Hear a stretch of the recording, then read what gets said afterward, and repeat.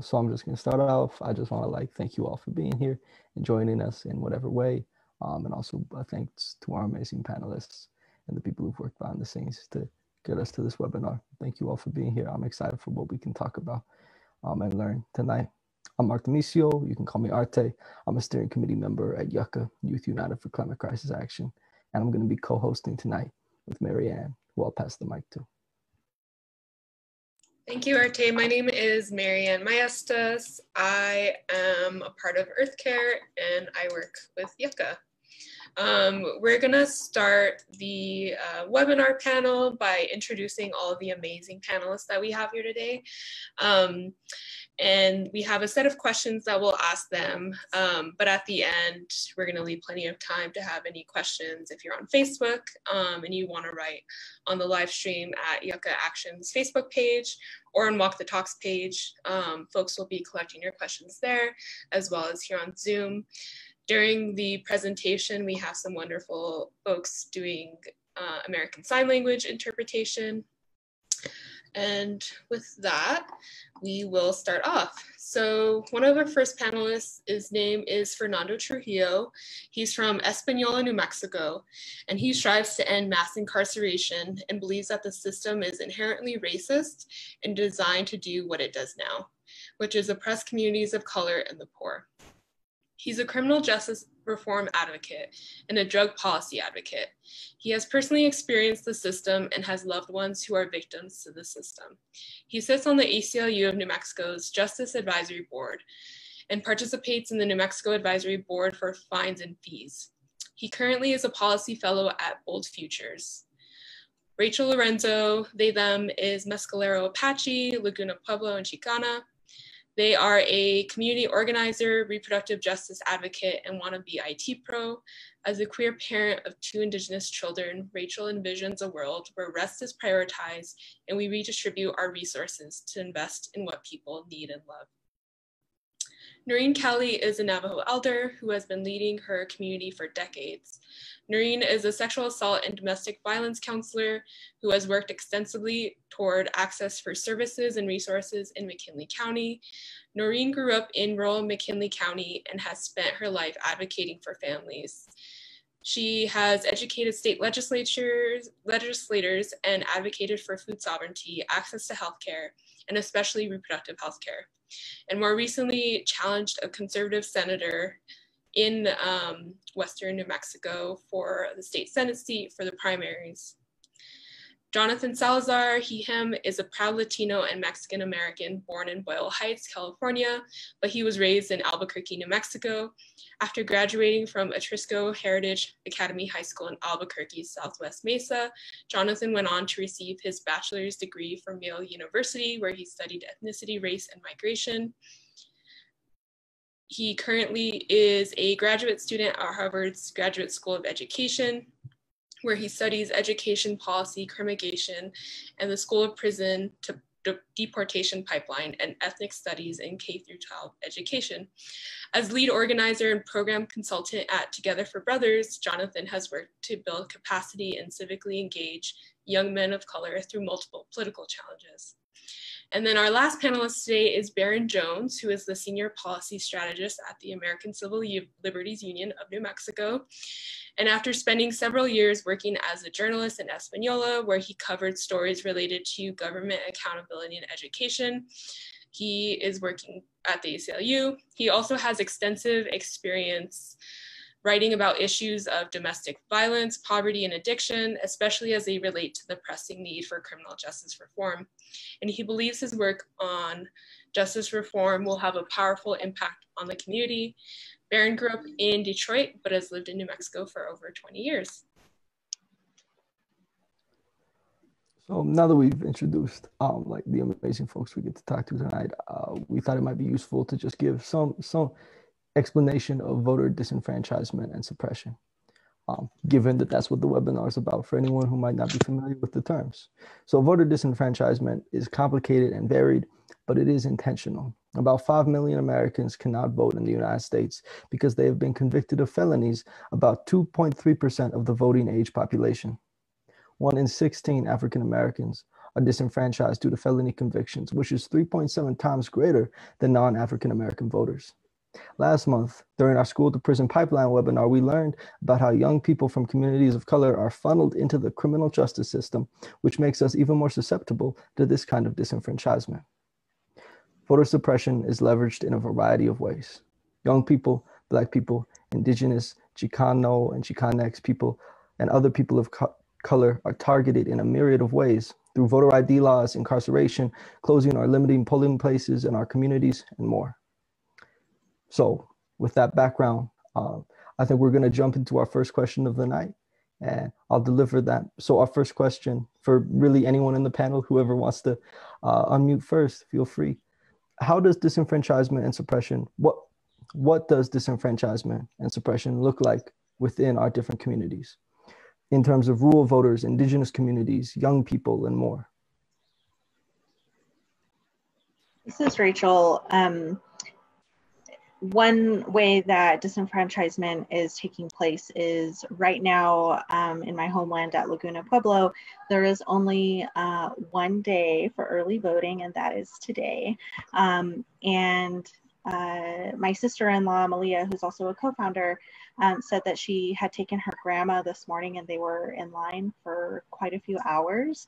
And so they had to go home, and hopefully they'll get a chance to vote today instead of risking an elder's health on election day. So that is one real life example of how disenfranchisement impacts a combination of rural communities and Indigenous communities on sovereign Pueblo land. And oh, excuse my camera, I need to show my face. And okay, stop falling down. Okay. And excuse me. And for folks in the criminal legal system world, that disenfranchisement looks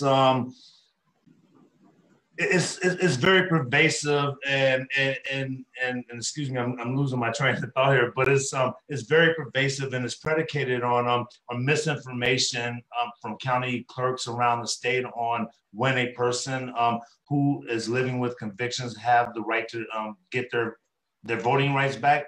And so, like I mentioned during the introductions when it was just a panelist, this issue is very dear to me because I have had to get my voting rights back several times because I'm, 4 or 5 times convicted. And a person in New Mexico, and I can share this on the screen. This is a copy of my discharge certificate from when I got out of prison for the last time 11 years ago. And this document is sort of difficult for people to get when you've been trounced on by the system and sort of mistreated by the system. It's not easy for a person who is exiting probation or parole to challenge that system to get their parole certificate or their probation completion certificate. When I got done with my parole, I was going to school to be a journalist. So I really was into speaking truth to power. So I wouldn't leave the office of the parole officer until he gave me my certificate. He tried to say, "Oh, I'll just mail it to you later." So that's a big issue here in New Mexico, and hopefully we can change that. And during the next legislative session in 2021.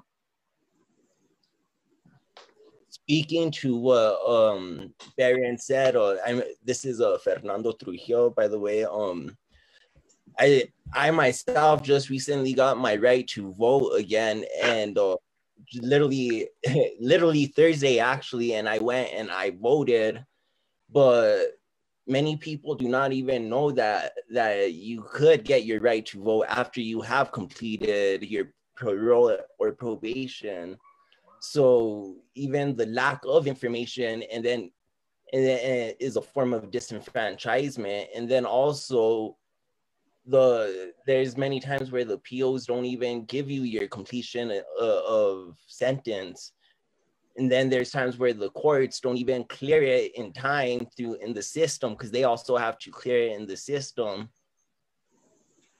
And I would like to add to that, because what happens, right, is that, like, say, for example, one of the times I was convicted, I had like about 4 or 5 charges. I was doing really stupid things, making very bad choices, right? And so they would just arrest you and then let you go, right? They would do like a no and they'll let you go, and then you would go. I was living with addiction, so I was getting arrested quite a bit, right? And so what happens, right? They give you a plea bargain and they smash all the charges together, and so it's really hard to track on the court system, right? On what charges, like you'll have 5 charges in one, what they call a transaction, right? And those other cases remain open. So it's really hard to track down. And what we're trying to do here at the ACLU, and what I should have done, when I was driving back home from running errands to prepare, I thought how I had totally dropped the ball, because I was supposed to reach out to the folks at the administrative offices of the court to sort of talk to them about getting rid of those bugs. I'll be quiet. I'm so sorry for talking so much. Hi, this is Noreen Kelly.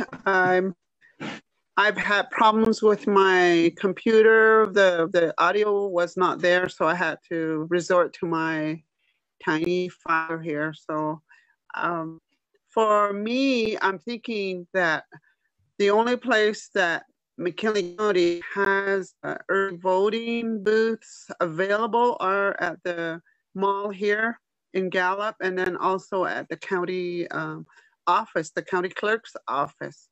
And then anything north of us is rural. There's no place that I can think of that have early voting for the vast voters in that area. When earlier this year, I went out and delivered food to the individuals that are living out there.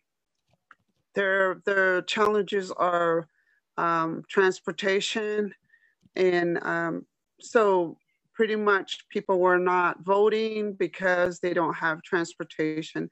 And we made it accessible for them when we registered them to ask for absentee ballot. So they did vote. But for a lot of our Native American people in those areas do not have access to just even getting to the voting booths. And I'm sure on the day of election, they'll be voting at the public schools that are on 491 and anything off of there. And still there's a distance between home and where to vote. So those are the challenges and the disenfranchisement in this area. And then also interpreters. I've searched for interpreters that are registered with the state. There is no Navajo interpreters available through those offices. I'm not sure. I've never had to do that, but I also had a young woman ask me who she wanted to vote for. So I told her that, you know, it's up to her. And I just pointed out who was on the ballot and where they're from. So those are the challenges that people have in this area that are voting. Thank you. And another type of suppression also is the misinformation that we see going around, especially like on social media platforms. I see many of my own family members sometimes being misled by a lot of things that they see on social media. And that, so like, I know for young voters, that's a type of suppression itself. And for drug addicts, or people living with addiction and substance abuse, some of them, well, I mean, many times they don't even have an ID. I mean, they're worrying about a place to live many times, or getting day to day. So sorry about that. So that in itself is another form of suppression also, because it should be a lot easier to get an ID than what it is now. And especially when you're thinking of people who don't have the fiscal means to get it.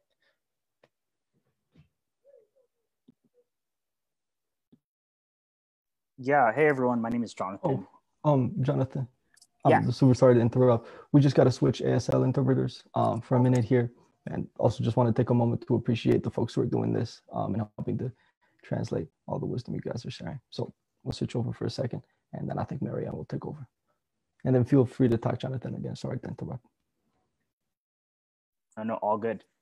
Yeah, so for youth, and this was brought up a little bit, right? We need to think of some of the youth that are most marginalized, right? When we think of low income queer youth, they're a very transit population, constantly moving and not really having a stable kind of place to stay. And so we need to think about, location and geographic, but also we can think of, right, the Black Lives Matter movements, when we think of Indigenous people fighting for sovereignty. This has kind of built like a political consciousness for a lot of youth. And so youth kind of represent this form of progressive type of voter population, which is often strategically attacked by more of the conservative political parties or individuals who seek to not have them vote because they represent an opposition, right, to their strategic plans. So for youth, it really varies, right? There's also intimidation as well, and voter IDs is another form in which youth are unable to access these forms of voting representation.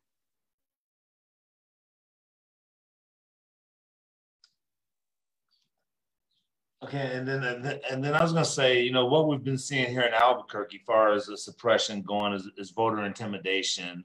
Last week, at the western edge of town here in Albuquerque, there was a couple Trump caravans like rolling through, and just really sort of being obnoxious. And we also seen some of that in the South Valley. So they're intentionally targeting, neighborhoods, Hispanic neighborhoods, right?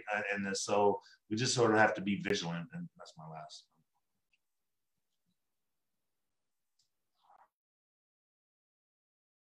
Thank you, Baron. That also, brings up things that are happening right now, like different polling locations, intimidation from specific groups, largely like right-wing and conservative groups.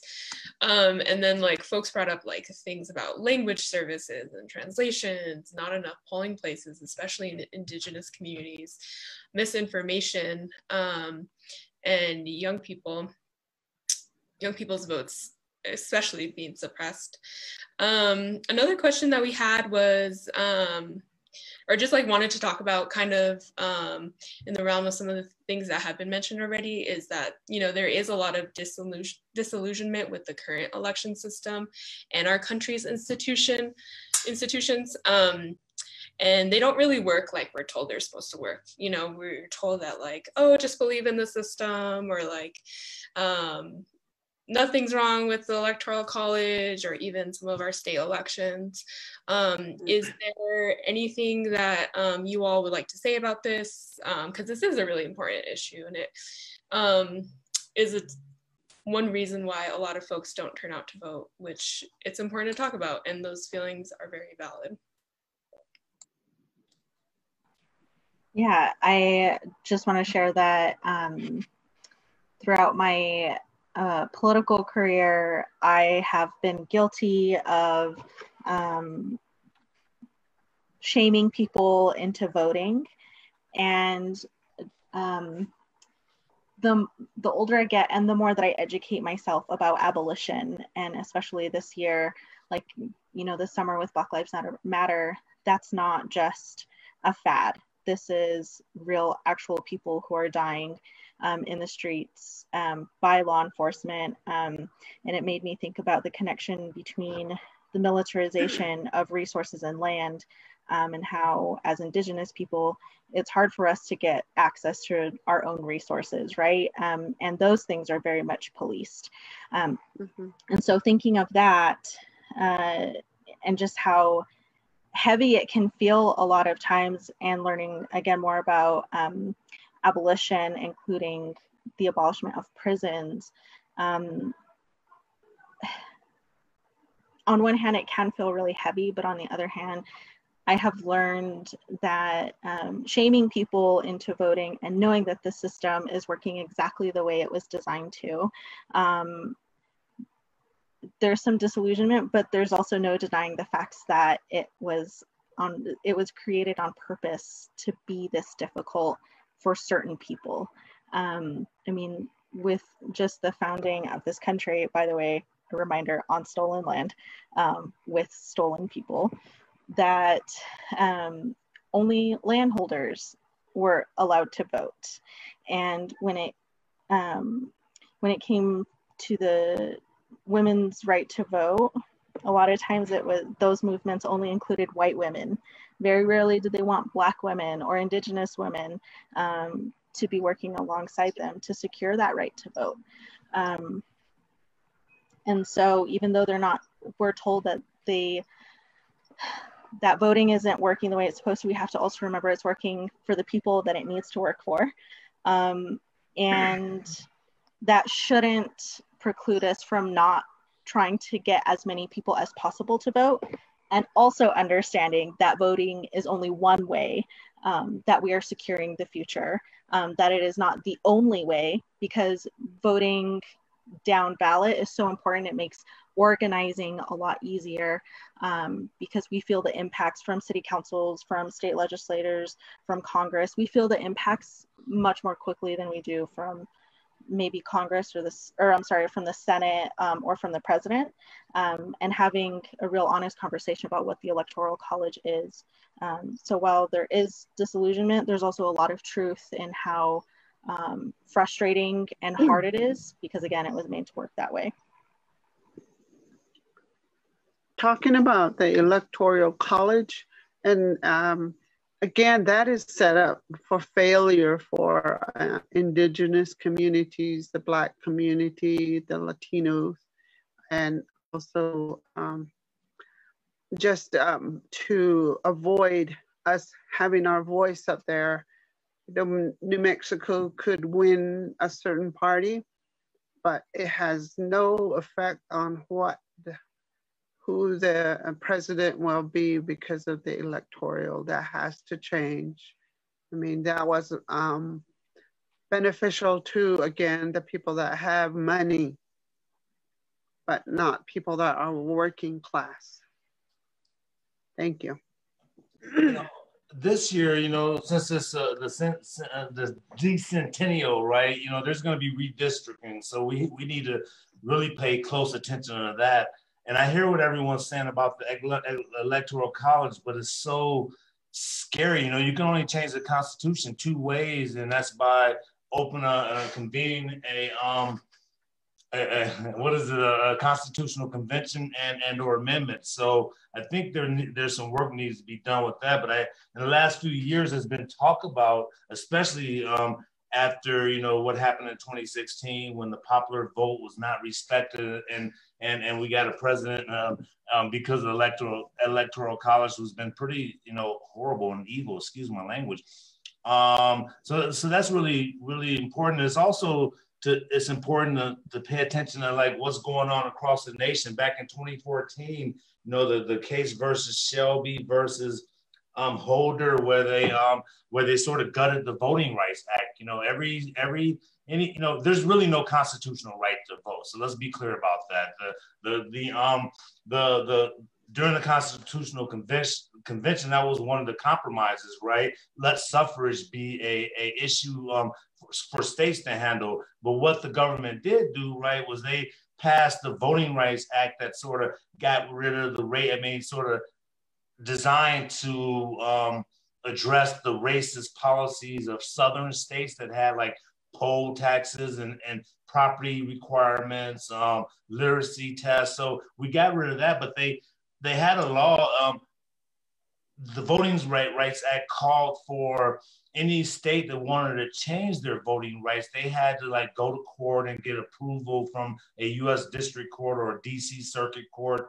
And in 2014, they got rid of that provision. So we're going to see a whole bunch more voting, voting rights, voting suppression. Luckily, we have a great Secretary of State here in New Mexico. But if anything were to change, it's a very precarious balance, right? So we need to really, implore our elected officials, especially the ones on the federal level, to sort of, since this was a Supreme Court decision that got rid of the pre-clearance, it'll be hard to change, but we need to figure out ways to mobilize our communities to address things like this, and it's amazing, yeah. So. Yeah, I would say that I think too often, like the carceral system, we think of the electoral system as a broken system. But as Rachel said, it's not a broken system. It was specifically designed that way. And so I think that part of it is, right, reimagining a different institution. And I think that as far as focusing on, I think we focus too often on communities of color as not voting as much as they should. But we should be concentrating on the discussion of like, how can we make communities of color feel empowered to vote? Too often we think of like, why aren't they voting, as opposed to, or them not voting as opposed to why they're not voting. And it's kind of that lack of empowerment that we see across every election, across every president. And I know I'm probably taking up too much space, but so Jonathan, I like to, touch on that, because up until, this last election, I always tell folks, Republican, Democrat, as a Black man, they've always like really crapped on my interests, right? I can sort of see those policies, but after, living through cycles of incarceration, release, reincarceration, I get you, and that's what Fernando and I do when with our advisory board, is just really try to let folks know that it's really important to vote, and I think, I don't know how Fernando felt when he was able to vote for the first time, like a couple of days ago, but it made me be a part of the community. So I agree with you, Jonathan, that we need to, not examine why their folks aren't voting, but to empower them and just really explain, okay, yeah, maybe the parties haven't been looking out for your interests, but it's a new day and it's better than, the opposite. One of my good friends is a sort of famous graffiti artist, and I haven't talked to him in 3 years because he told me he didn't vote in 2016. And I just got so pissed that, dude, like this is important stuff. So please, we have to participate. So thank you for that. Yeah, and like one thing to keep in mind is that we are a republic, so we're not really a democracy, and we're supposed to have a government that's representative of us, but when you look at it, we have a government that is not representative of us. The government is majority white males, and that is not the population of the United States. And the system, it was built exactly to do this for this purpose, so that way they could stay in power, and that way people of color and the poor can stay oppressed. But even with that being so, like, to have the agency to vote is super, super important, and it's something that I would encourage everyone to do, because it was my first time voting it, and there's not even words to really describe what it was for me, like the feeling I had. Even when I got out of high school, that's when I picked up my first case. So I've never had the right to vote or the agency to vote. I've never been able to participate in society like that. And I mean, it sends a clear message to the people that you're oppressing also. I mean, you don't want us to vote, so you take away our right to vote.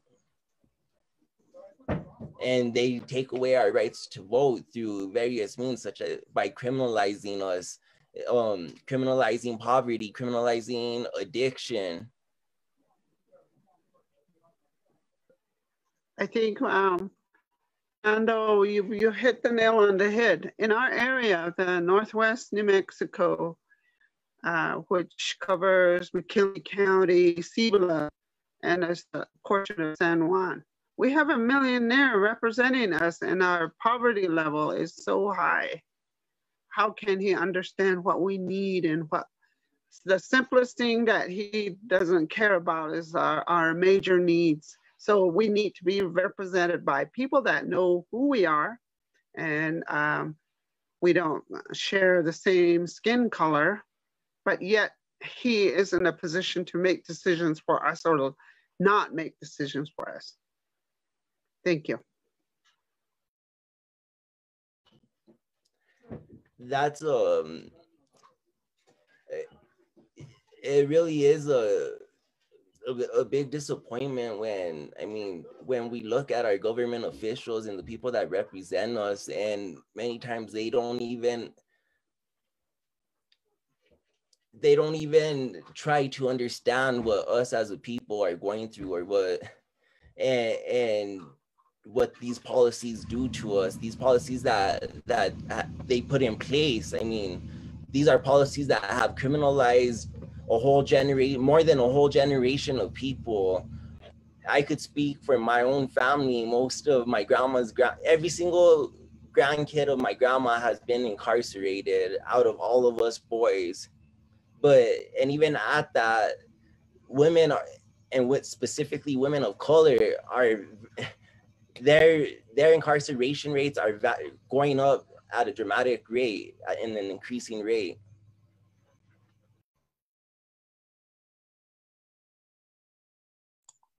Thank you all. And that kind of does what y'all have been talking about the last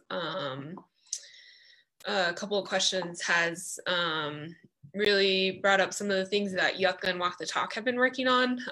The previous 4 webinars that they worked on were about abolition and defunding the police.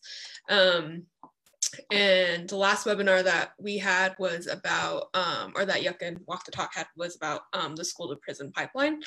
And this, this topic, voter disenfranchisement and suppression, and just like y'all have been talking about, has illuminated these connections and how the system was built to disenfranchise certain populations, and how it's really has continued to work over hundreds of years to do this in different ways. So just on that note, is there anything else that you all would have to say about the connection with police violence and the military industrial complex working to further voter disenfranchisement? And I'll give you a minute to think, because we're going to have an interpreter switch.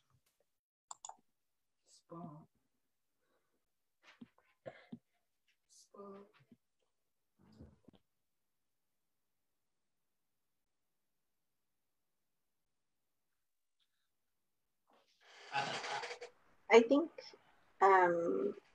that the use of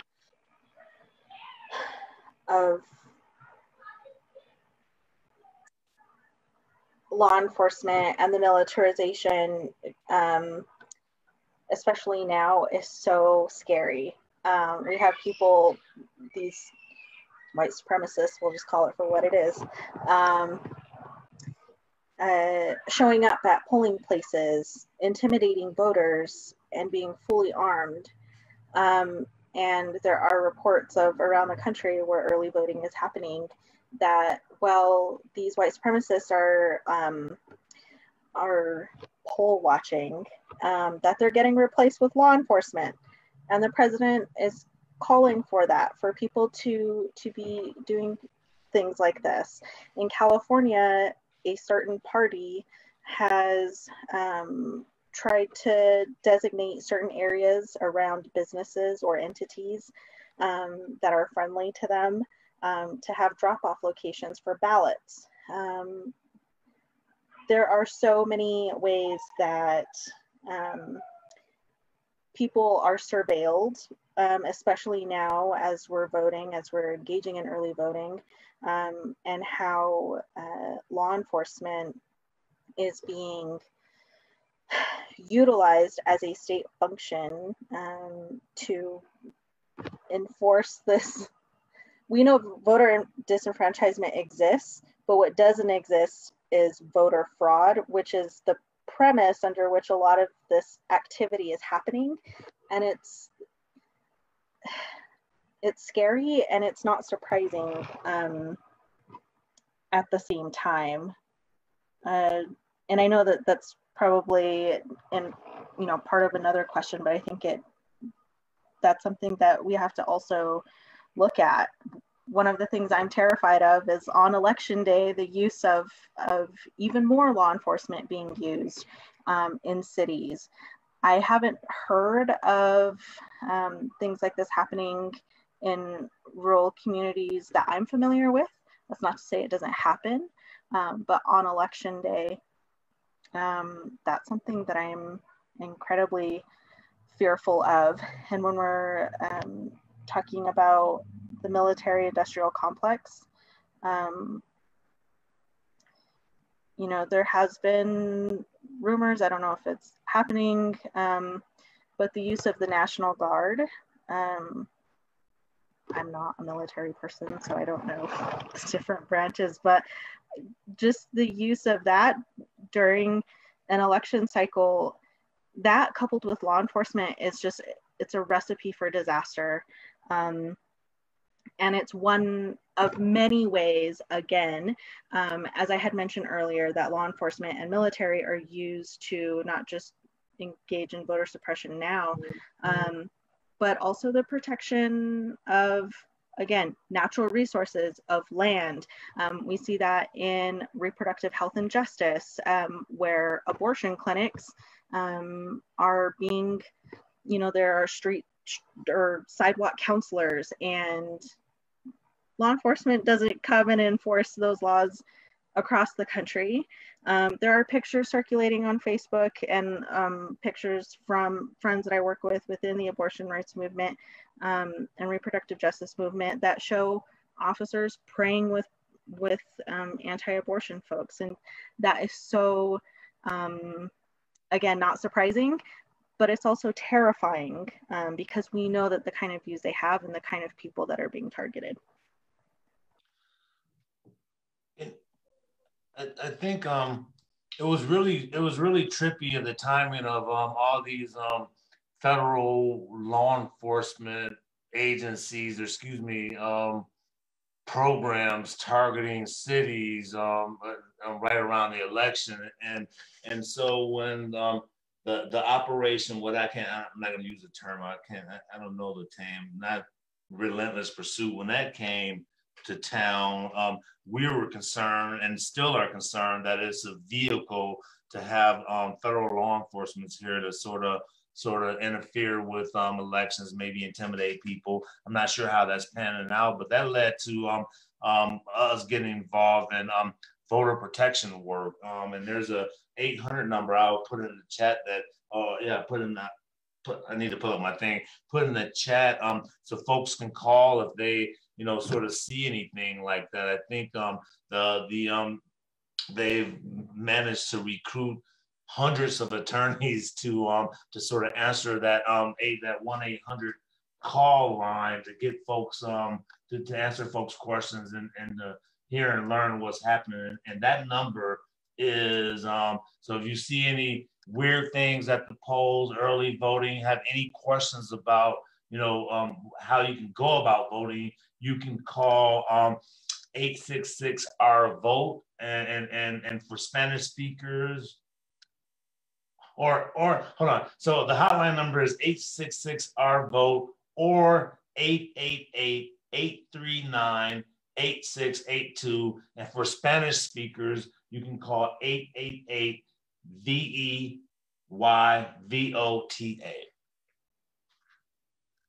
If you see any weird stuff out there.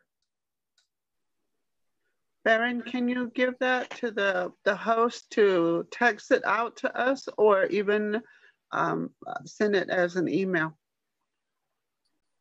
Yeah, I was going to say, I think we can even look at political engagements if we closely examine political engagement, right? When we think of Standing Rock, when we think of Stonewall, when we think of Black Lives Matter movement, voting and that form of political engagement hasn't always worked for us. We've always had to take the streets through protest and activism, right? But then when we think of the police, they further criminalize us, the way in which we use our voices and we make our voices heard, which then leads us to be criminalized, incarcerated, and then lose our ability to vote, which then again turns us back into protesting and, you know, coming out to the streets to be able to make our voices and our issues heard.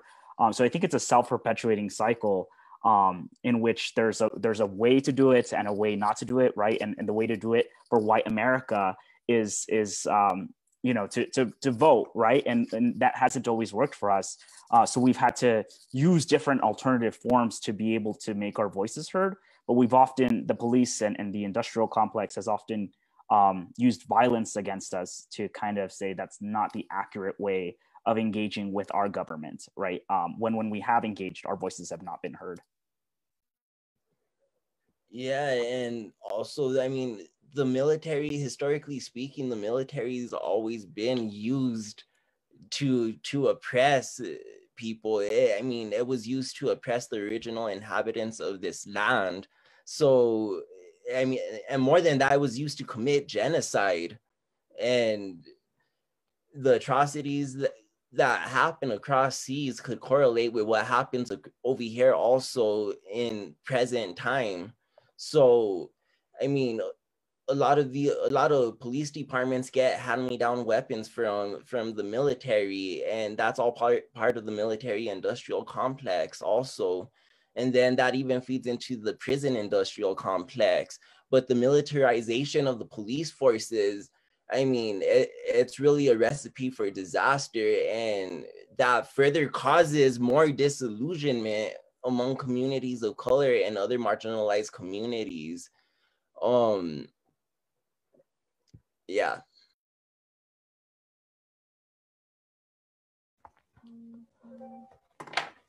I want to ask a little bit more, like as we're talking about these potentials, or these actualities of voter suppression and intimidation, that we may see in our own communities. I want to ask, like, do folks have an idea of what might go down or what may happen in New Mexico, and also how can we best prepare, both as voters and citizens, but also as organizers?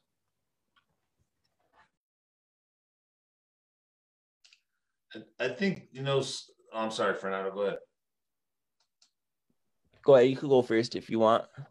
Well, I was just gonna say that, you know, really we just sort of have to get, you know, I think, you know, there's gonna be some folks trying to intimidate folks. So I think we really just need to, you know, spread the word about, there's various groups out here, and I apologize for not being better prepared to give you all that information, but there's various groups working on protecting the voter here in New Mexico. And I think, you know, what we have to do is just make sure that we, you know, let our community, our family, friends, neighbors, and associates, and all of our networks know that folks are out here working to protect the vote.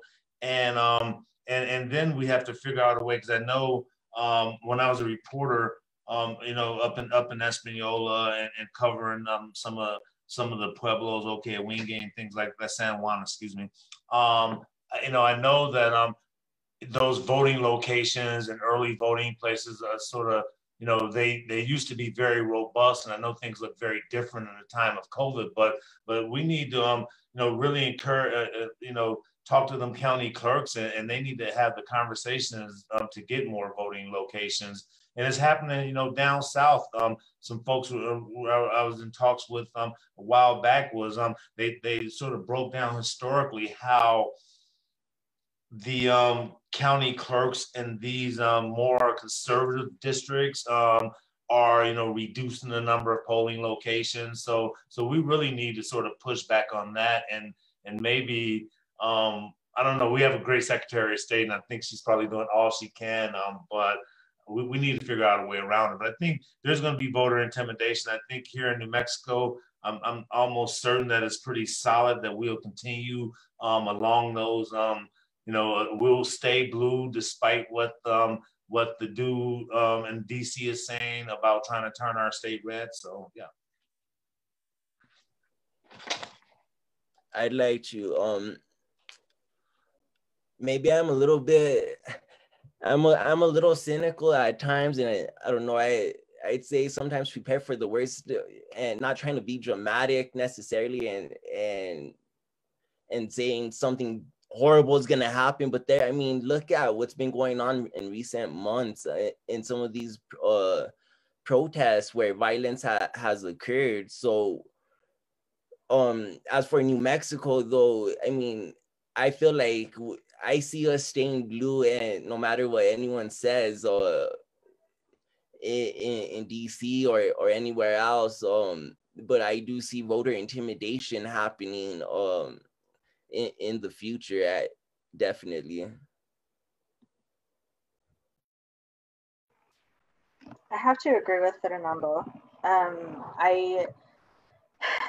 This year has really exposed what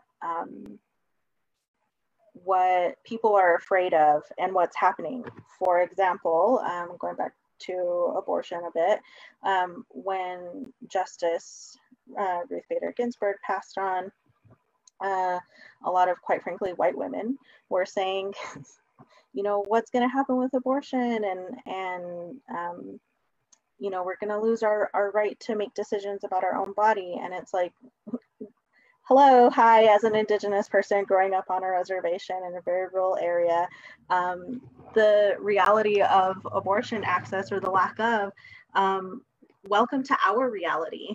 And I think the same goes with voting, that, you know, the last couple of weeks, as I'm watching what's happening across the country, I have to prepare for that same kind of you know, worst case scenario that's going to happen, where you know, we have to be more prepared than we otherwise would have for voting. That means, you know, I'm thinking like, what would I need in a protest, right? Of course, a mask. I would need a backpack of water. We would need to use the buddy system, making sure you're not alone, making sure you have snacks, an extra battery for your phone, or keeping your phone in airplane mode. Like, we cannot underestimate the lengths that that this country will go to suppress people's right to vote and right to resources and water. Flint, Michigan still does not have fresh water. We still don't have drinking water. Like, there are so many issues that voting impacts, where people still don't have their basic needs met. So I'm thinking about all of these ways that I'm going to have to help my family prepare for election day, because they cannot keep standing in line at Laguna at the tribal office right now for another 4 hours. The people who are in the back of the line have already been there for 4 or 5 hours. And that is not something to be celebrated. That is something that's a giant red flag that we need to be as prepared as possible for election day. I think the other part, right, I think we need to, there are so many communities when we think of Indigenous communities, right, the Navajo Nation was most hurt by COVID, right? And what does it mean to be waiting in long lines to be able to vote? Things we need to consider, right? We also need to consider low income communities who right now are frontline workers, right? And so when we think of, when we thought of the election or voting, some people thought, you know, mail-in votes might be a little bit better, but when we actually think about it, you know, especially the homeless population who does not have like a home to be able to receive that, or when we think of these families who are still going out to vote, who are going out to work, it's not as, you know, stay-at-home conditions as you might make it seem, or be able to wait long lines to be able to wait to vote. So I think that there are different, I think sometimes our thinking of New Mexico as a progressive or a blue state can actually impact us in how we think about the anti-Indigenous or anti-Black kind of practices that occur here. And so we need to continuously look into which are the most marginalized populations and kind of works that they can, they have a voice in a week.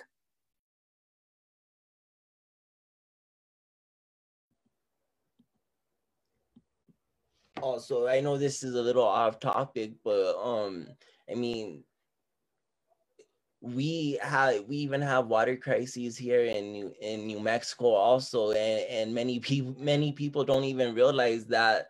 I mean, in the Navajo Nation, they don't have many people don't have access to clean water. And even in the low income housings in Española, I remember a time where they were full of lead. So I mean, I'm pretty sure this happens in other communities as well, but I mean, we have water crises here in New Mexico as well, and these are things and issues that us as people could push our representatives or the people who are empowered to change these things.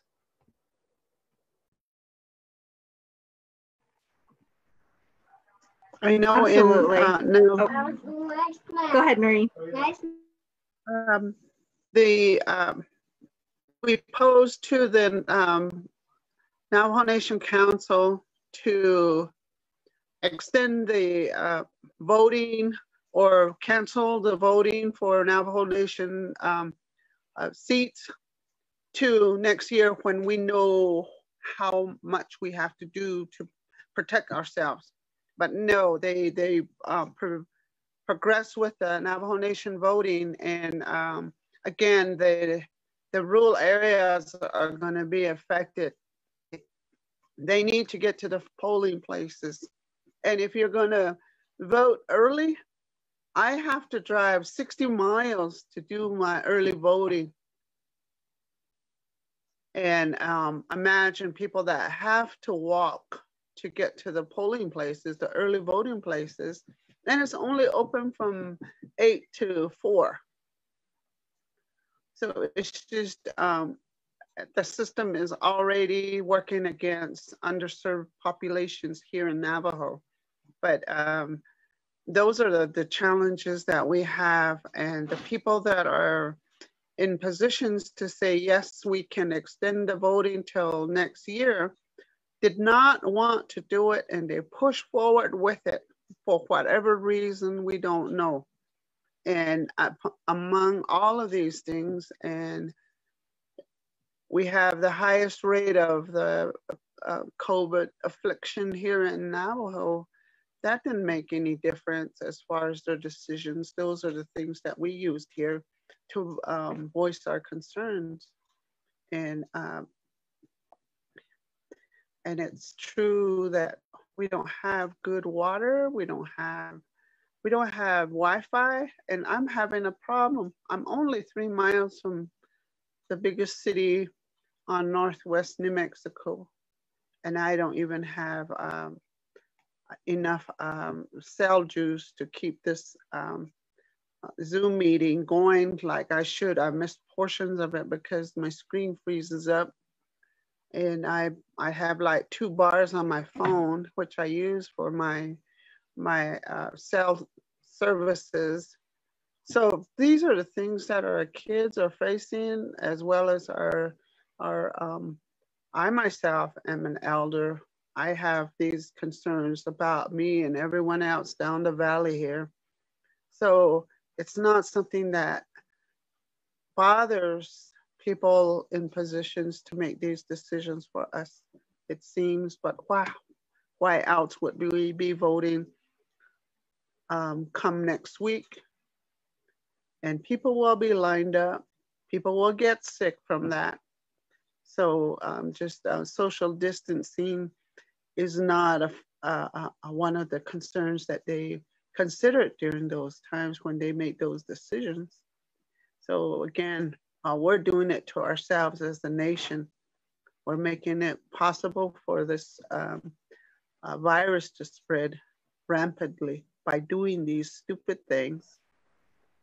Thank you.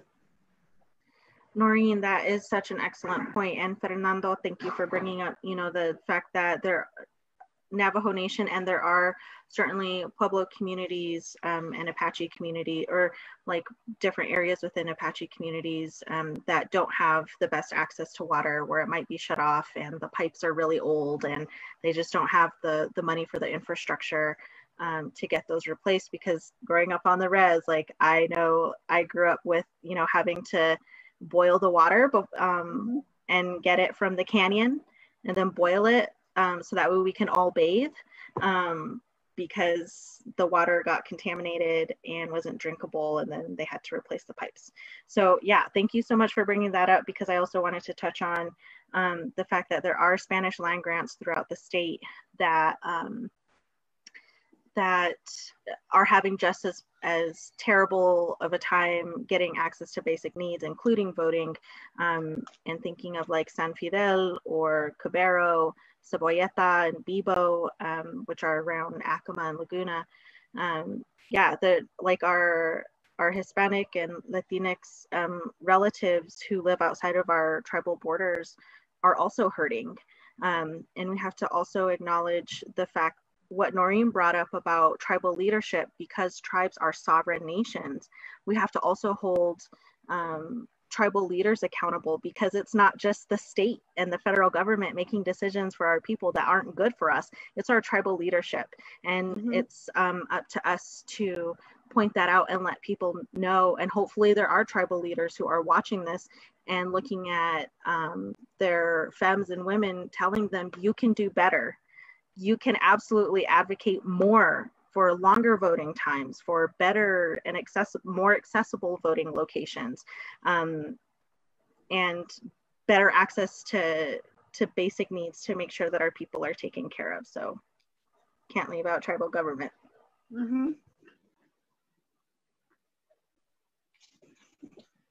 Thank you, Rachel. Sarah was gonna switch in right now, so if you just have a moment.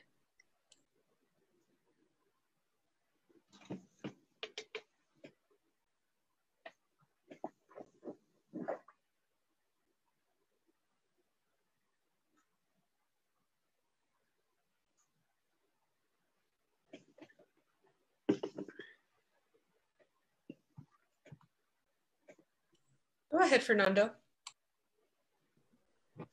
Especially, first I'd like to say you're welcome, and I'd like to encourage everyone listening to also spread the word about these issues that you hear about today. I mean, when you talk to anyone, because a lot of people don't know these things, and it's awareness that could help push people to start advocating for these things. And like, you're also right about you know, in rural areas and the borderland areas, some people actually drive miles and miles and miles and miles just so that way they could go to the nearest community center just to vote. There's people that live literally in the boonies, and they live off the land still, and they really don't go into town. And I mean, in times of COVID, we really should be thinking about our older population also, and we make voting as easy and as accessible and as close to all these people and all these communities. And we should have more than one voting booth for a little community, for surrounding communities. Thank you.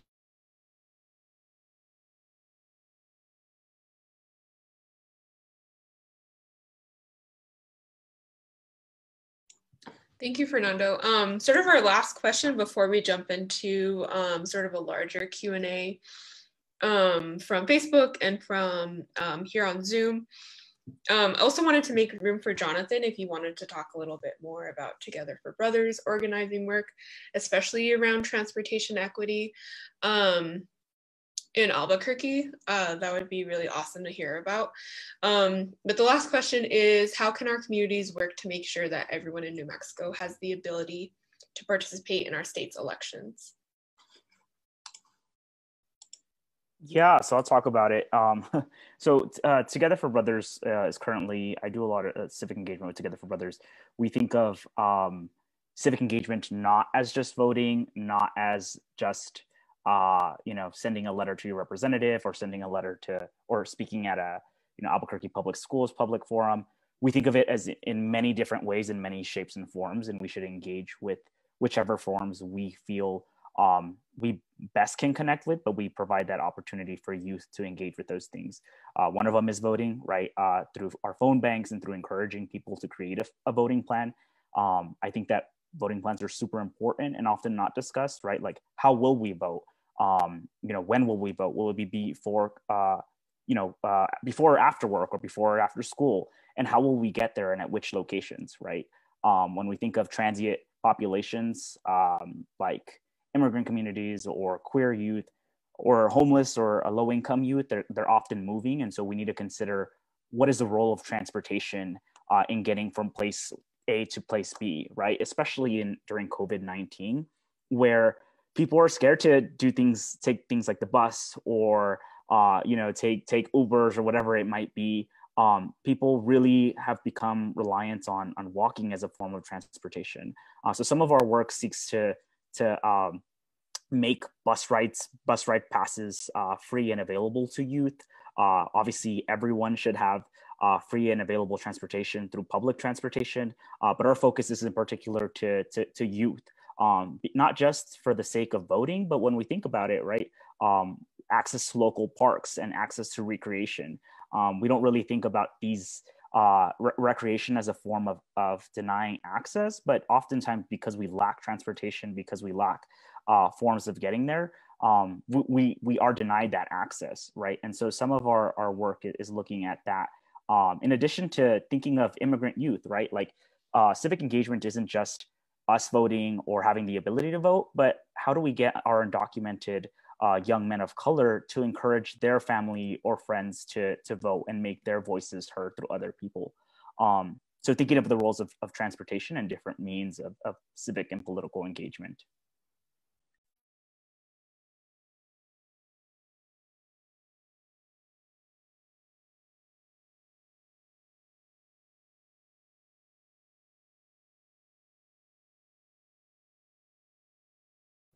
Another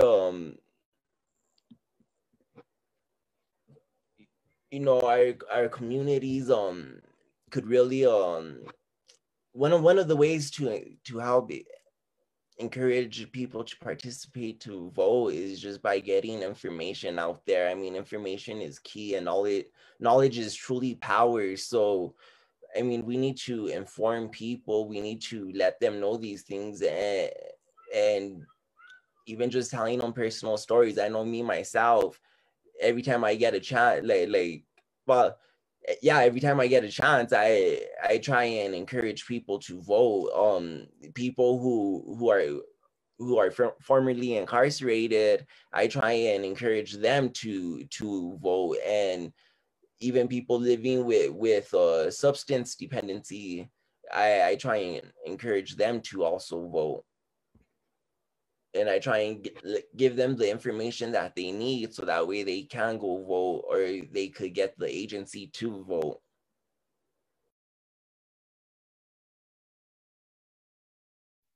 I would say too, I think we need to be a resource to your question of how can we make sure that everyone in New Mexico has the ability to participate. I think we need to serve as a resource for those most marginalized in our communities, and really understand oppression as an through the intersectionality lens of like, how can we within our communities, which are the most marginalized, right? When we think of communities of color, women of color and elder youth, right? People with disabilities, queer people, which are the populations that we may not necessarily pertain to, that are being affected in different ways in which we are, right? We may have the ability to go out and vote, but who in our community doesn't?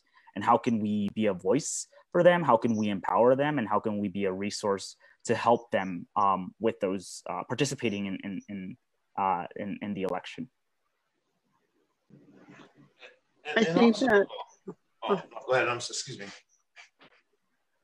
Okay, this is Noreen. I think that thinking about how we can get people to vote, I think we need it.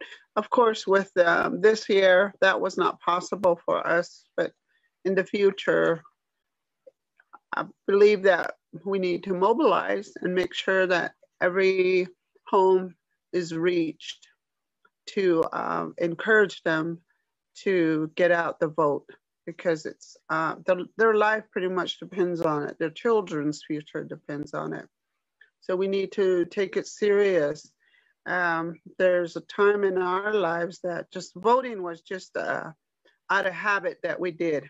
But as the time went on, we learned more about why it's so important for us to vote. And looking at it from that point, I think I believe that we can encourage people, young people, to take voting as a privilege, as a way of a right to make decisions for themselves.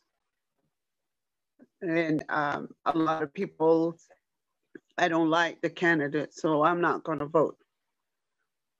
But also, when that time comes, your ability to voice your concern is so important. And like we were talking about, people making these decisions for us, even though we do not agree with what they're saying, because it's a concern in our communities, but they chose to ignore it. So come their turn to be on the ballot, what are we gonna say? Who's gonna be up there to question these actions that they took? So it's so important to get into the rural areas as far as I'm concerned, because I don't have a city nearby.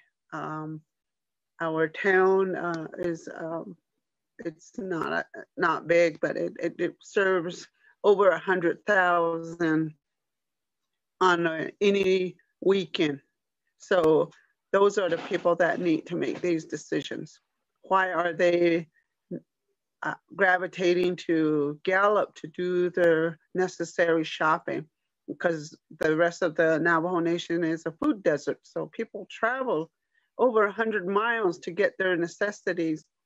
And during this time of caution, social distancing, we had these places shut down. And I worried about people that didn't have any food to tide them over we once had one that was 5 days old, 5 days long. And a large family cannot have that much food to feed their children. So those are the decisions that we really need to make sure that it's something that we can live with, not somebody's decision to just because they're in power to do that. We need to look at that and educate our community and make sure they come out to vote. Thank you. And then I would say, piggybacking and just, highlighting what Fernando said, just getting the information out there to people. Getting the information out there to people. New Mexico, we passed that same day registration law. So we need to let folks know that they can vote. And this is for future. We need to pass some legislation that ends disenfranchisement, right, for people. One day, our New Mexico, we should look like Maine and Vermont, where people can vote in prison, and you have, elected officials going to prisons and jails to campaign, right? So we need to just, examine and analyze our voting access laws and strengthen them, and really hold our elected officials accountable. I mean, because what they do in Santa Fe have a serious impact on our lives, and we need to, so as a people to, make sure that we're getting good people in place there, and so we can get some good laws passed. So, thank you. And another thing too is, to have this conversation and remind especially marginalized communities that we always haven't had the agency to vote or the right to vote. And people had to literally bleed for us to be able to go today and participate in an election. So I don't know, I just like to remind people that too, and just let people know, communities of color have not always had the right to vote, and that was reserved specifically for the rich white male Europeans, and we were never meant to vote. So it's easy for them to take away our right to vote. It's nothing for them, and it's just so important. It's just really, really important that now we do get to vote and we do get to do this. And even when we have had this right stripped away, when you get off a paper, I encourage everyone and anyone to go and get your right to vote back. And hopefully this year we'll have a law where it's automatic and they don't have to do anything. So we really gonna work hard on that. And also, I mean, for future reference too, I mean, we should pass a law that people could get the right to vote, or legislation that upon release from prison and incarceration, we are able to vote, or maybe even further than that, and just take that away altogether and allow everyone to vote the way it should be. Yeah, and I just want to reiterate, what everyone said, that I think if there's any politicians or government officials or anyone or representatives looking at this, I think we've brought up so many issues today that many of our communities face. And so we shouldn't focus on New Mexico as this blue state and consider how racism, sexism, colonialism, all of these forms of oppression currently or in the past continue to affect our communities, and continually think about the ways in which the issue still exists, right? And it's not this free democracy as people make it want to seem.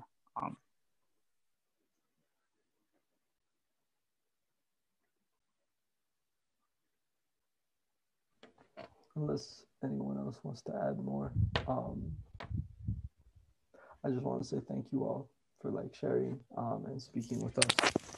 And I also want to mention YUCCA works a lot in electoral efforts. And as we go back and start to plan our next 2 weeks, there's a lot that you've given me that I'm going to try to share, Marianne too.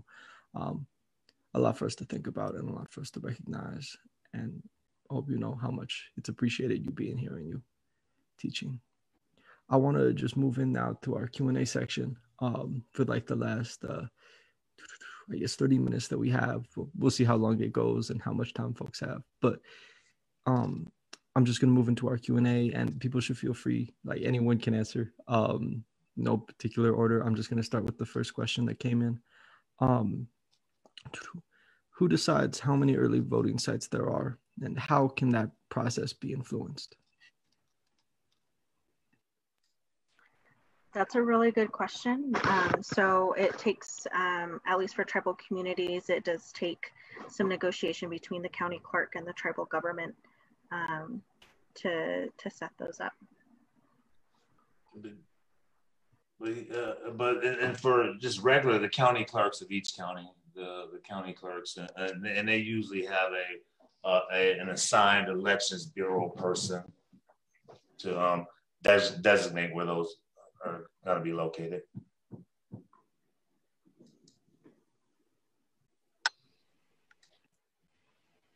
Okay, thank you both. It was kind of a simple question to answer, but I think it was a good one to ask.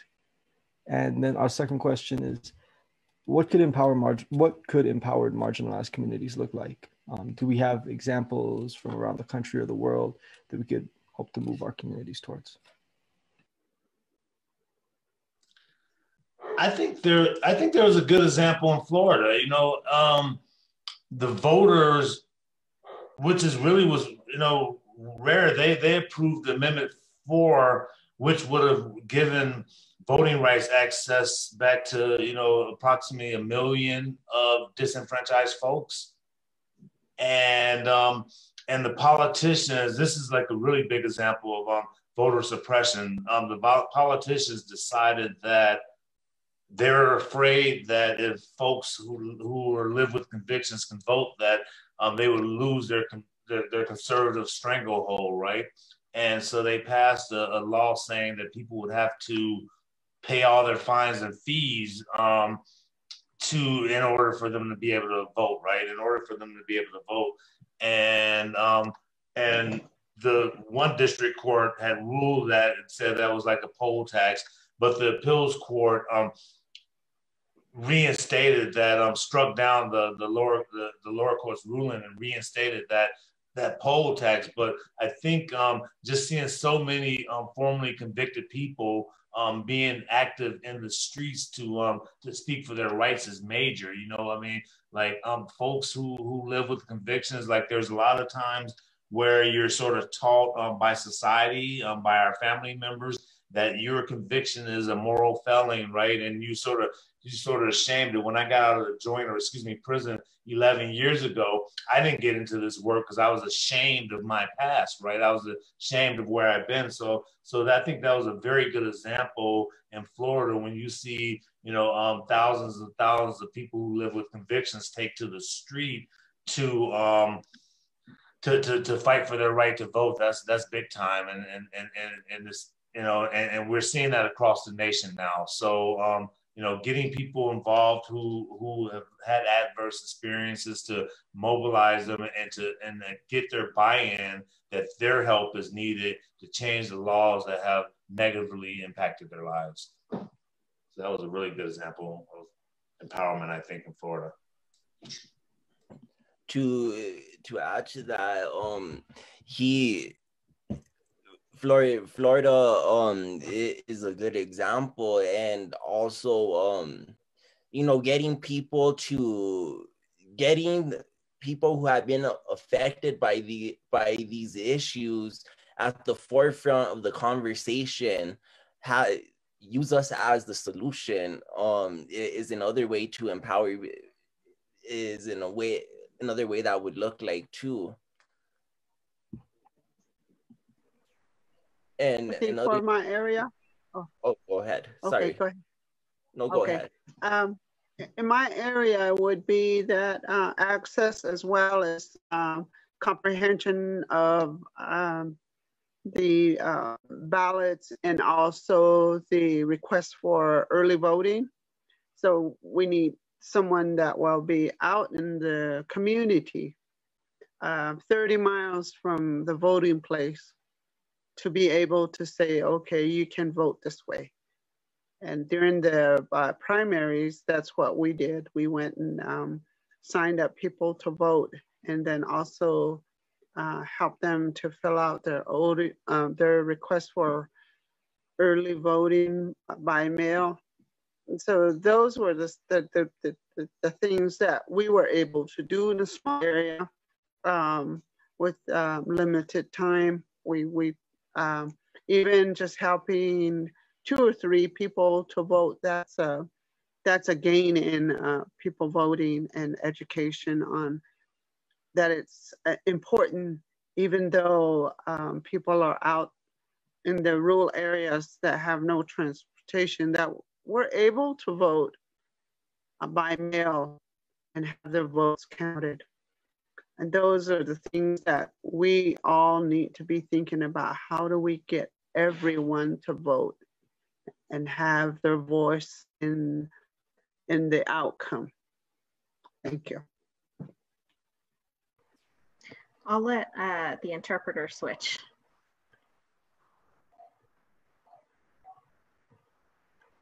Awesome. As a community organizer, it really irks me to hear legislators or people in power, policymakers, talk like they know what the community needs. And I think the same can kind of be said for nonprofits that come up. They make the assumption about what communities need. We know best what we need. We know best what our families need and what our communities need. And so, like Fernando said, we need to be looking for those solutions within the people who are most impacted. We want to talk about, you know, how to make the transition easier for people who are coming out of incarceration. Talk to people who were incarcerated or who are incarcerated and ask them what it is that they need. Or someone coming out of, you know, long-term healthcare, or, you know, just to help bring some substance to these bills that might be coming up, whether through legislature or through city council. We being society and our elected officials work under assumptions about what people need, and the only way to empower people, to empower us, is to let us tell you what we need and help you get solutions to make it happen, and know that you are not the expert. You may represent us because we're, like someone had mentioned earlier, we are not a true democracy. We're a democratic republic. We have to, that's the system that we have. I don't like it, but it's a system that we have to work through right now to make sure that needs are getting met. And lots of folks are not doing the best that they can because needs are still not getting met. So between election cycles, investing more time and resources in talking to community members about what it is they need and what those solutions could look like. I know, and I'd like to add, and that a good example. Speaking of what the last speaker, Rachel, was just saying, that's how we did our legislative campaign in 2019 when I met Fernando. That's what we did. Our legislative campaign, we got the what we wanted to work through by hosting listening sessions with community serving agencies that work with people who are exiting incarceration.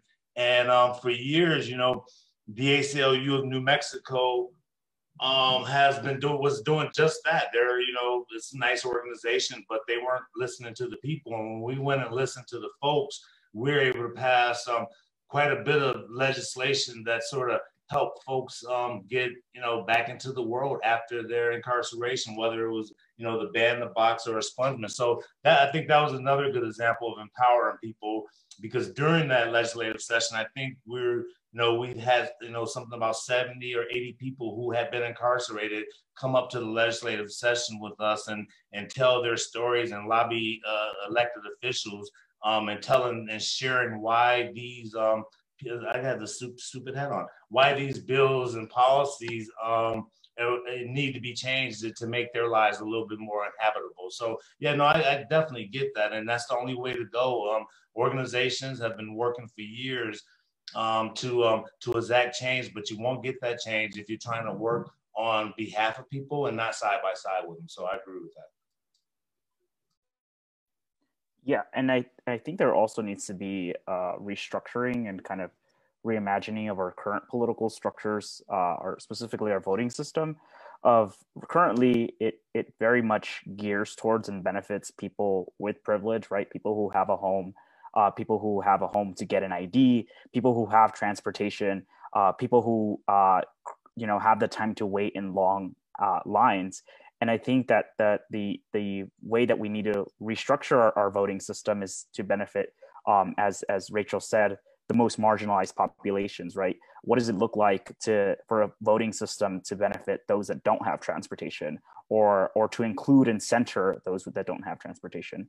And I don't know if it necessarily, I don't know if I have a perfect example of that, but I think part of that is working with communities to ensure that happens.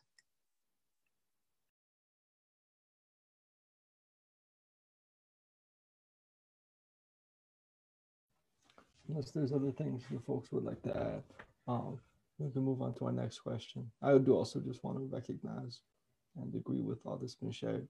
YUCCA does a lot of work. We're Youth United Against Climate Crisis. We deal with environmental issues, climate crisis, and especially environmental racism.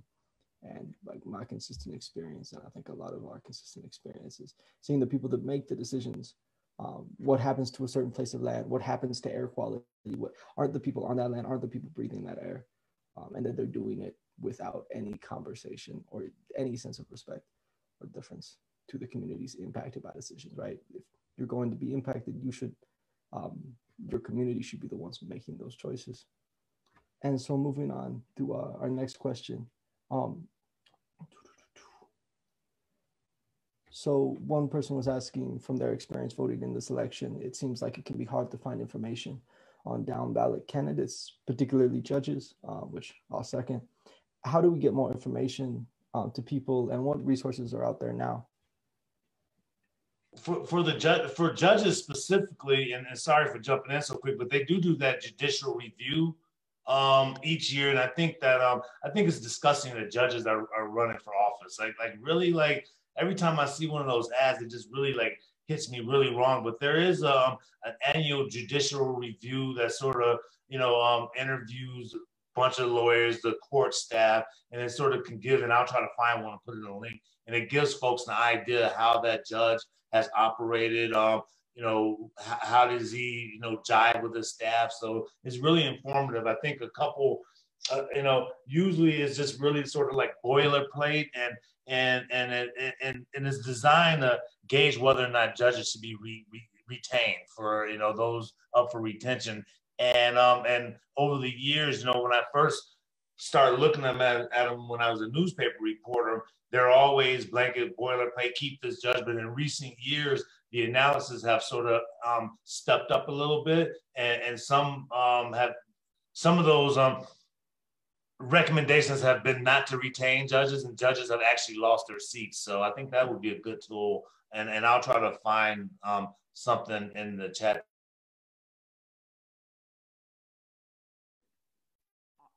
I would encourage. So I used vote411.org, which I think was launched by the League of Women Voters Education Fund. It's a nonpartisan kind of website, and it asks the specific candidates what their stance on specific issues are, and candidates either send in that information or they don't. And I would make the determination of what it means that they didn't send it in. But it's a good kind of website to see what are their specific stances on the issues and everything that's on your ballot.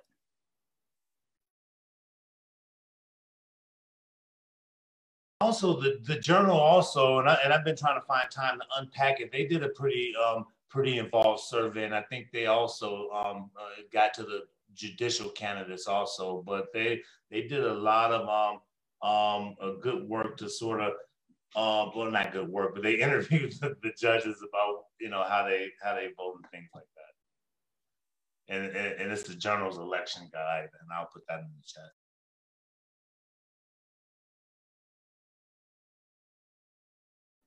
Awesome. Thank you all. I think those are incredibly useful resources. I think we've got folks on our moderator team already writing them down for different use. Also, apologies. I think Noreen pointed out my mic might be set too low. I hope this is a little bit better. I'm soft-spoken, but I'm not that soft-spoken. At least I hope I'm audible. So moving on to kind of our final question, unless anyone wants to add to the previous one. This is kind of a big one, so feel free. We've got a little bit of time left to talk as much as you'd like to on the topic. So Christopher Ramirez on our Facebook chat asked, how can we prepare to organize after the election to center anti-racism, people of color, and progressive issues like health and transit equity? How can we make connections across our state, from Albuquerque to Santa Fe, from Rio Arriba to McKinley counties, to southern New Mexico, and all over?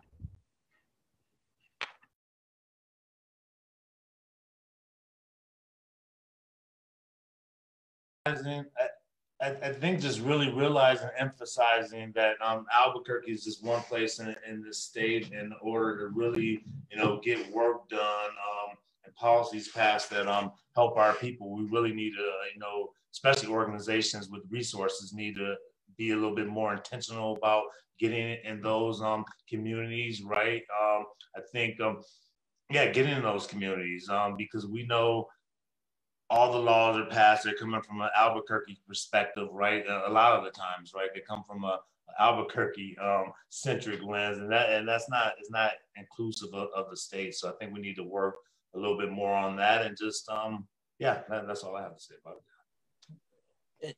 To build on that, to really involve also the rural and borderland communities, and I'm not talking just about the borderland with like the US-Mexico border. I'm also talking about the borders with the sovereign nations that live here, that are here in New Mexico. So, and I also agree with Barron that getting people who have been formerly incarcerated to be a part of the conversation, and not just that, but people who are involved with all of these issues all around, no matter what it is, all civil rights, whether it's going to be for reproductive rights or criminal justice reform or drug policy reform. And like what Jonathan said earlier, is to challenge people to identify the intersectionality of the issues, right? You know, we sort of want to work and operate in buckets, but when you unpack it, you know, these issues, there's several identities, right? I have several identities. I'm a Black male, formerly incarcerated crime survivor, and, you know, formerly addicted person, right? So all these things come together. And I mean, we start looking at things through those lenses, I think we can have a little bit more holistic approach to, you know, some healing. I am so grateful that it was brought up that we should also be mindful of what kind of things we're doing in communities that are not part of tribal communities, that we should also be asking tribal governments, what is it that you need or that you could really see reform in? So when it comes to organizing, I'm always thinking, because I am a political appointee, I work in state government at the state land office during my day job. And one of the things that I see is that, you know, there are very well-intentioned professionals in state government who do want to engage with tribes, but, you know, we move too quickly, and, you know, we don't have all of the time to engage meaningfully, and that might not be the outright thing, but that is absolutely how tribes feel. And so letting the people who are most impacted and asking them, what is it that you need? And also whatever power and access we have to share it as much as possible, and bugging the crap out of cabinet secretaries. You know, if we're talking about transit equity, for example, let's talk to Department of Transportation. And if we're looking at, you know, clean water, the land office has a water bureau. I'm still learning about what they do. And then MNERD or other state agencies, you know, here's what we want to do. Make this part of the priorities for your office and for your agency. And again, it's going to take a lot of community building, coalition building to share that access and not gatekeep. So this is a call to action, not just for people who are watching and who are interested about how we can organize after the election, but this is also a call to action for leadership within the nonprofit community. Stop gatekeeping and let community members who have never been part of what we do here, because quite frankly, the people who are most impacted and who need the information the most, this is not their biggest concern. As an abortion funder, and using that lens has really helped me in my organizing. All of the policy, all of the work that we're talking about here is so filled with jargon. Their biggest concern right now is making sure that they get the abortion care that they need, and that their children at home and their elders are taken care of while they're away getting their procedure. Those are their biggest concerns. Once they can get those needs met, then they can be more ready to help us in this movement. And so it's a fine balance. And so I just wanted to offer that through abortion funding, it has helped me bring perspective to who needs to be centered and how we can leverage our access to power. I think as far as the question of like how to prepare after the election, we should be preparing regardless of how the election results end, because what we've talked about is neither the political parties or the institution have served us the way they should be serving us. And so we shouldn't think as one candidate or one party necessarily going to serve our needs. And we need to prepare for that. And what that looks like may be different, but that doesn't mean that we shouldn't still be preparing and helping keep these people accountable.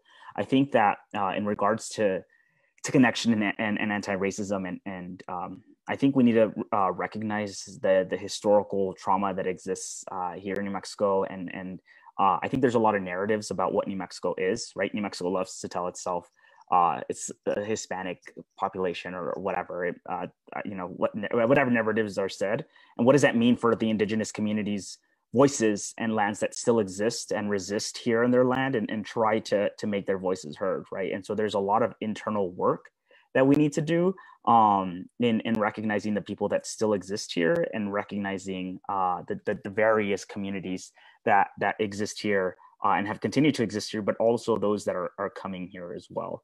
So there's a lot of internal work that I think we need to do, and I think that requires a lot of collaboration and discussion and intentionality about how we go about it.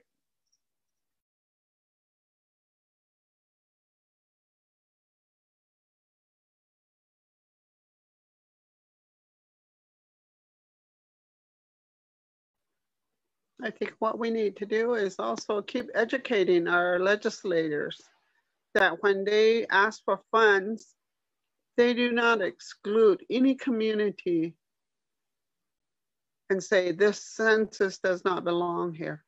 They include every one of us when they ask for funding, yet it's funneled to a community of their choice. It should be widespread, whatever they request for. So we need to hold them accountable. And some of the things that I went and slipped through their fingers, that's not coming back ever again. So they need to be held accountable by everyone else. You know, they make all these promises on their ballots to be elected, but when they're elected, it seems like, okay, now I can sit back and relax and not pay attention to this bill or that bill. This legislation does not fit me, so I'm not going to support it. So those are the things that we really have to hold our elected officials accountable for. Thank you. And then other thing that, something that, I mean, for after the election to start planning also is how to avoid getting another Trump in place. And assuming Biden would win, if that would happen, I mean, that's an if. I mean, we need to also start planning on how we're going to move him on a lot various issues. I mean, everywhere from the Hyde Amendment to criminal justice reform to I mean, during the Obama administration, it's not like they had a low number of people that they deported. They deported millions of people also. So, I mean, this is a problem that has been going on. And so we need to plan on how to dismantle the system and how to avoid another Trump. And if Biden would win, how to move him in a more progressive direction.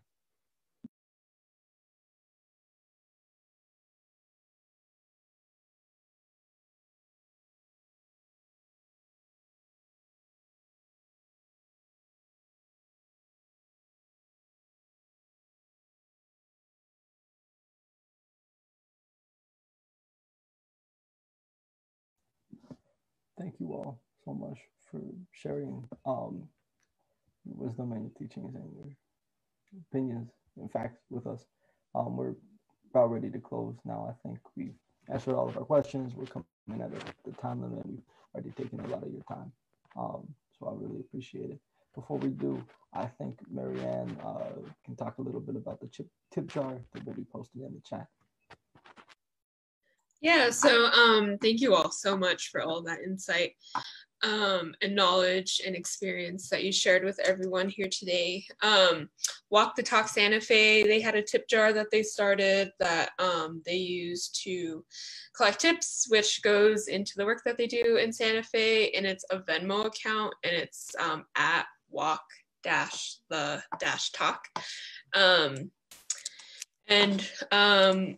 we also wanted to give the panelists an opportunity to like shout out organizations that could use our support right now at this time. So if you all wanted to do that, and then we're ready to wrap up. Yes. So please consider either donating to Indigenous Women Rising or investing in Black leadership through Black Lives Matter Albuquerque, or trans leadership through the Transgender Resource Center.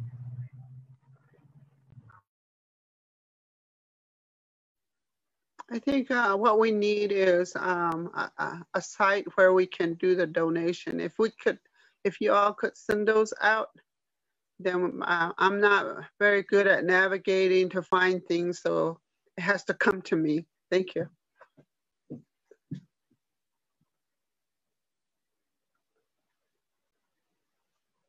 I would just say, just support your local organizing organizations. You know, the local groups out there, you know, doing mutual aid, police accountability work. You know, especially groups that are working on police accountability and in mass incarceration. Yeah, because it's super important, and there's not enough folks in that sphere right now. And this is, if we can't build on what has happened in the last 9 to 10 months to bring about some levity in our criminal legal system, we're not doing good. So that's all I have to say. Thank you all so much for having us. Yeah, thank you everyone for this. Please donate, like Baron said, to the organizations, the community building organizations like Walk the Talk and Indigenous Women Rising. I know Together for Brother does a lot of work on informing people. So also, you know, join and find out about what are the issues that these organizations are engaging with. What are the issues that we're telling you are some of the issues that come up. Yeah, thank you. Then also, I'd like to thank YUCCA for supporting me. That was so, I was yelling, I got another supporter, and that was so neat. And thank you so much for your support. Although I didn't make it, but I made sure that my opponent was on his feet doing the same thing I was doing, because it was so easy for him just to walk in and be reelected. But this time we challenged him. And I hope that he heard our voices. And that's what I want, for him to hear us and listen to us. Thank you so much for all the work that you all are doing. Thank you, thank you, thank you.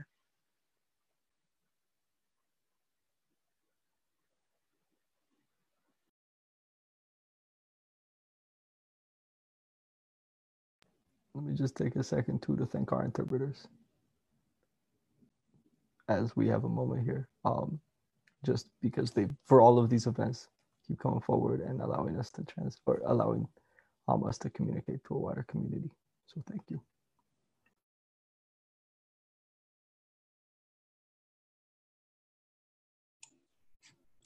Awesome, thank you so much.